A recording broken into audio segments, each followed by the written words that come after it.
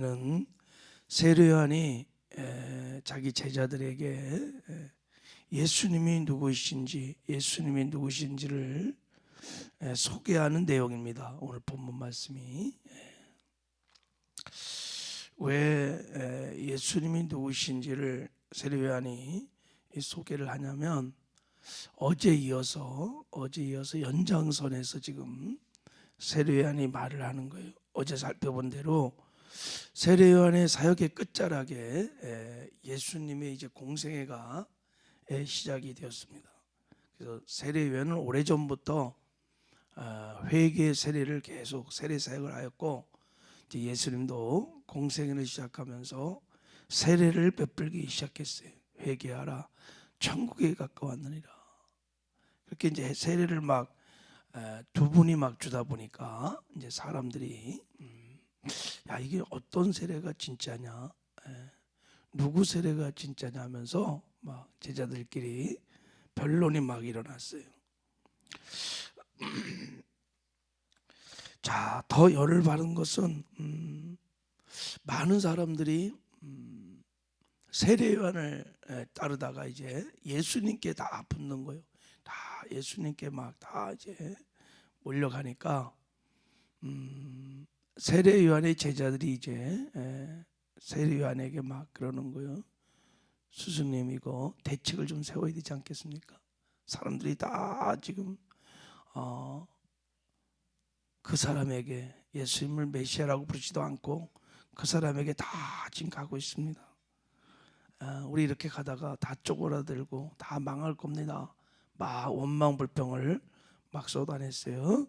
그때 세례 요한이 답변을 하면서 제자들의 잘못된 생각을 바로 잡아줍니다. 세례 요한이 뭐라 그래요? 자, 27절 어제 우리 살펴본 대로 요한이 대답하이르되 만일 하늘에서 주신 바가 아니면 사람이 아무것도 받을 수 없느니라. 지금 모든 일은 하나님이 하시고 있는 거다. 예수님의 사역이 지금 하나님이 하는 거다. 그러니까 너희들은 예수님을 시기하고 질투하고 견제하고 방해하면 안 되고 오히려 예수님을 증거하는 자가 되어야 한다. 나는 신랑의 친구로서 기쁨이 충만하다. 즉 예수님이 사역이 막 잘 되는 것을 기뻐한다. 그리고 그는 흥하여야겠고 나는 쇠하여야 하리라 하고 말을 했어요. 이제 너희들은 예수님의 사역의 협력자가 되고 증거자가 되고 그를 따라야 된다. 이제 그들을 예수님을 따라야 한다. 이렇게 말씀을 한 거예요. 어제 우리 나눴던 말씀이죠. 자, 이렇게 세례 요한이 말을 하고 왜 예수님은 흥해야 되고 우리는 쇠하여야 되는가? 왜 예수님을 따라야 되는가? 그 이유를 이제 세례 요한이 말을 하는 겁니다. 왜 예수님을 따라야 하는가? 그래서 그 이유를 설명하면서 우리가 따라야 할 예수님은 어떤 분이신지 어떤 사역을 하는지를 지금 소개하고 있는 것입니다. 할렐루야.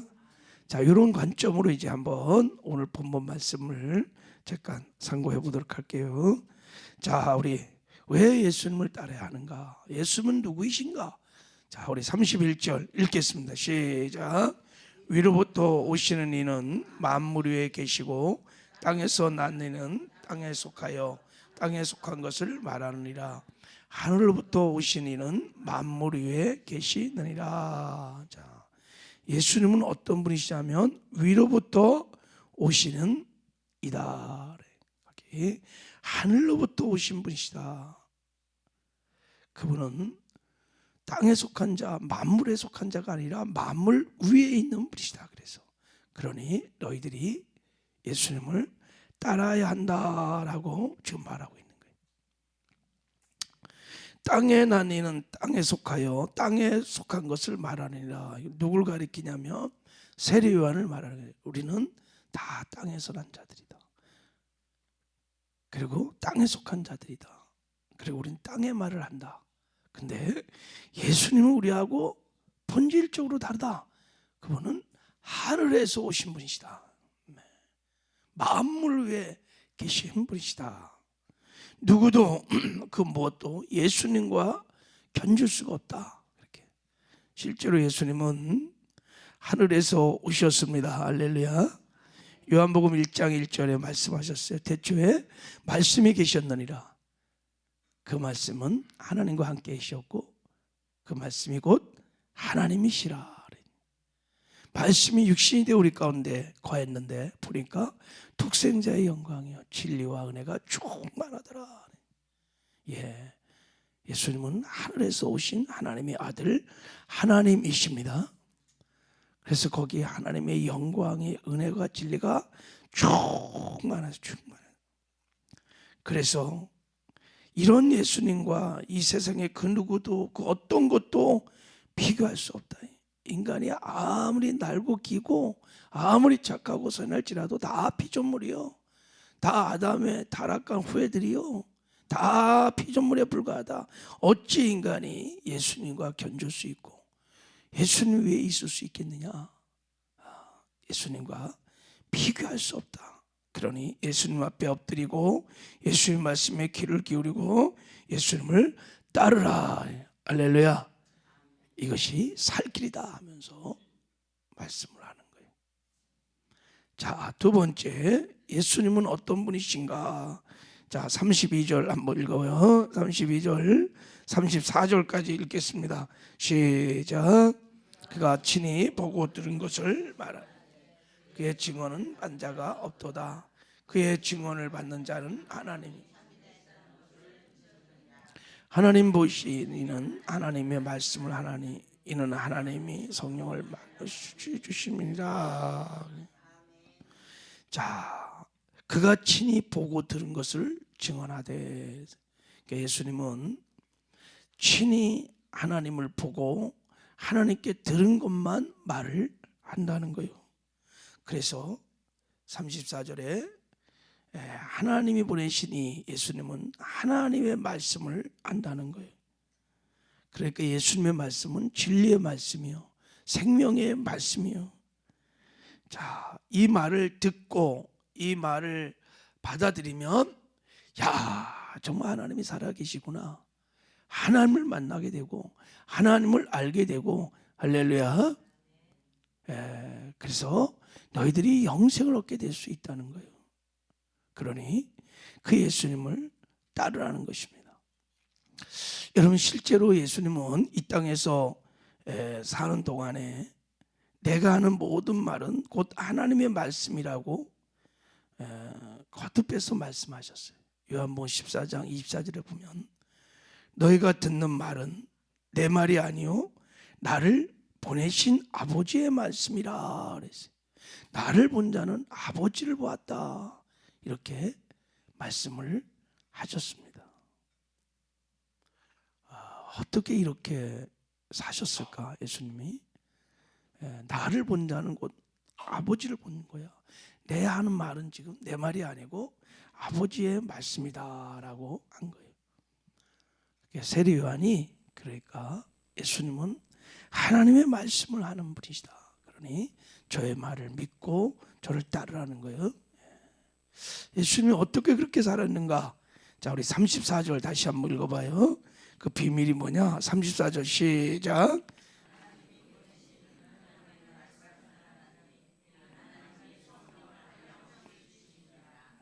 할렐루야. 하나님이 성령을 한량없이 부어 주셨기 때문이다. 그러니까 예수님은 이 땅에 사는 동안 늘 하나님의 영이신 성령으로 충만했어요.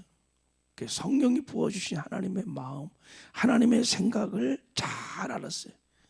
그래서 자기 말을 자기 생각대로 말하지 않고 내 생각대로 말하지 않고 성령께서 주신 하나님의 생각으로 말씀을 한 거예요. 할렐루야. 그러니까 예수님 말이 곧 하나님 아버지의 말인 거예요. 여러분, 지금도 성령께서 오셔서 우리에게 예수님의 마음을 부어주십니다.